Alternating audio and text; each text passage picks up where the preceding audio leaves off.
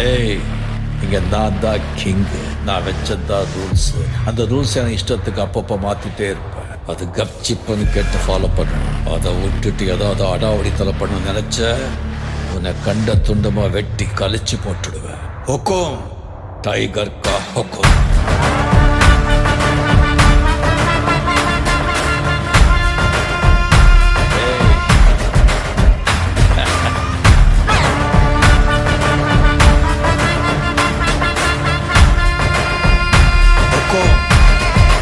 Tiger கா ஹுக்கும்.